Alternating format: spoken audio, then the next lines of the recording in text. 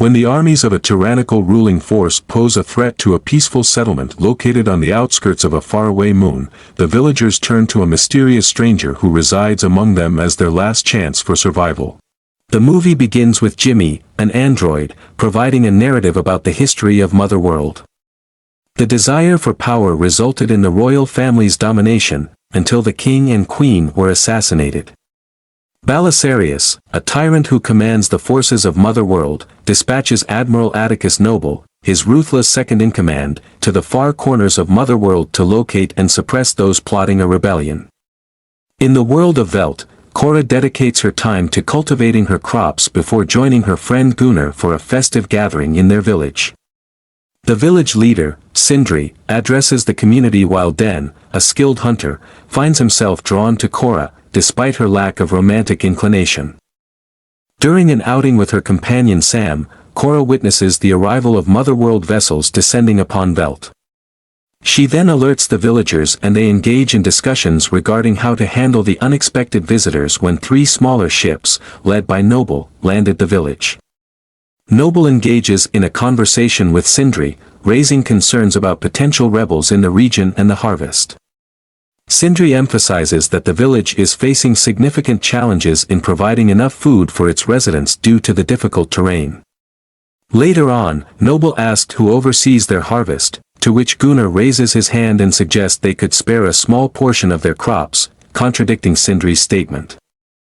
After a tense exchange, Noble brutally kills Sindri in front of the villagers, along with another woman. He then demands from Gunnar that the village surrender their grain supply within a period of 10 weeks. Noble depart Velt, leaving behind a small group of soldiers, including Marcus, a cruel soldier, and Private Eris, who seems to develop an affection for Sam. Additionally, there is a robot named Jimmy, JC-1435, tasked with overseeing the harvest. The Jimmy robots, due to their programming, no longer fight after the king's death. Marcus's constant harassment causes Jimmy to develop a sense of independence. Meanwhile, Sam shows compassion towards Jimmy and forms a friendship with him. In their conversations, Jimmy reveals the tragic story of their slain king and his daughter, Issa. It was believed that Issa would bring about peace and prosperity to the empire. Jimmy mentions that Sam reminds him of Issa and explains that the purpose of Jimmy robots was to protect her. The villagers engage in a discussion about how to deal with Noble and his men, with certain individuals suggesting appealing to their sense of humanity.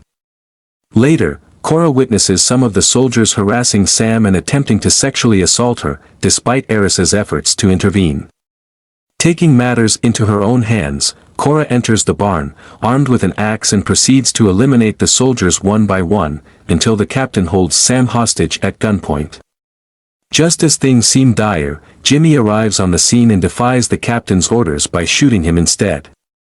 This pivotal moment convinces Cora that they must resist and fight back, as Noble will undoubtedly seek to annihilate the villagers upon his return. Cora departs from Velt in the company of Gunnar, as they embark on a mission to locate a rebel faction known as the Blood Axes, who might offer assistance against Belisarius' forces. Reflecting on her past, Cora reveals to Gunnar the harrowing experience of witnessing her community's massacre at the hands of the tyrant when she was just a child. She recounts an encounter with Belisarius, where she had the chance to end his life, but unfortunately, her weapon was unloaded. Surprisingly, instead of executing her, Belisarius forced Cora to undergo training at the Imperium alongside other soldiers, adopting the alias Arthelais and transforming her into a merciless killer before she eventually deserted them. Despite being conditioned as a detached mercenary, Cora had once experienced love, only to tragically lose her partner in battle. Cora and Gunnar arrive in the port city of Providence with the intention to locate the individual who may possess information about the Blood Axes. As they mention General Titus, a man named Kai becomes attentive. Suddenly, they are confronted by a criminal who tries to assault Gunnar sexually, but Cora swiftly incapacitates him. A helpful extraterrestrial informs Cora and Gunnar about the whereabouts of Titus just as the criminal returns with reinforcements. Cora and Gunnar engage in a fight, successfully eliminating their assailants until the leader holds Cora at gunpoint. In a timely intervention, Kai raises his weapon and fatally shoots the leader, introducing himself as a smuggler and joining forces with Korra and Gunnar. Kai proposes to Korra that he is acquainted with an individual who can assist them in their mission. He leads them to a ranch located on a different planet, where they encounter a man named Turok. Unfortunately, Turok is currently being held captive by the rancher, Hickman, because of an outstanding debt. Korra explains their purpose to Turok and together, they negotiate with Hickman. The agreement states that if Turok successfully tames a chained creature known as a Bennu, he will be set free. However, if he fails, all three of them will become indebted to Hickman. Turok approaches the Bennu and establishes a connection with it. After setting it free, Turok mounts the untamed beast. Finally, Turok is granted his freedom and decides to join Korra on their mission. As he departs, he witnesses Hickman mishandling the Bennu, resulting in the creature impaling Hickman with its talon, causing his demise. Kai guides Korra to a planet known for cobalt mining, where they encounter a skilled swordsman named Nemesis. Kai briefs Korra about their mission just before she encounters Harada, a humanoid spider creature who has imprisoned a young girl and intends to harm her. Attempting to negotiate, Nemesis ends up engaging in a deadly battle with Harada, ultimately impaling and fatally injuring the creature before rescuing the girl. As a result, Nemesis becomes part of the team.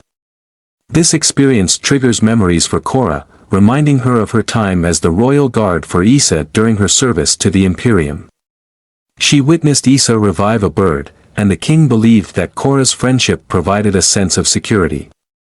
However, Korra carries immense guilt over the tragic fate that befell Issa and her parents. The team visits a celestial body housing an arena dedicated to gladiator battles, which is where Titus can be found. Once a high-ranking officer in the Imperium, Titus now resides in shame on the streets, earning his keep as a prizefighter following a previous defeat in combat. Despite his lingering embarrassment, Korra manages to persuade him to rise up and seek retribution. The crew voyages to the planet Charon, where they encounter King Levitica in order to establish contact with the Blood Axe siblings, Darien and Devra.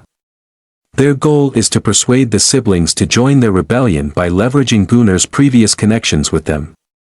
Initially, the two siblings show no interest in assisting them, until Korra delivers a compelling speech. Inspired, Darien addresses his clan, convincing half of them to join him while the remaining half aligns with Devra. Subsequently, Noble and his crew, known as the King's Gaze, track down the Blood Axes and arrive on the scene shortly after the insurgents have retreated.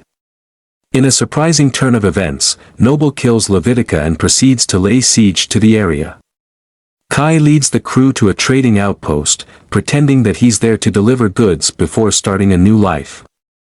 However, it turns out that Kai has been secretly working with Noble all along, aiming to collect the bounties on Korra and the others. Noble manages to capture them and reveals that he possesses knowledge about the crew that they had kept hidden. Turok is actually a prince, while Nemesis sought vengeance for her murdered children by killing several Imperium soldiers. When Gunnar is commanded to execute Korra, he unexpectedly seizes the weapon and uses it to eliminate Kai instead. This triggers a fierce battle between the liberated rebels and the King's Gaze. In a selfless act, Darien sacrifices his life to bring down a ship and save as many of his people as possible. Most of the villains are defeated before Korra confronts Noble on the highest platform of the trading post. After a grueling fight, Korra triumphs over Noble and sends him plummeting off the ledge. After their temporary triumph, the crew heads back to Velt, fully aware that the Imperium will not take their victory lightly. Korra, filled with newfound hope for their future, leads her new companions back to her village.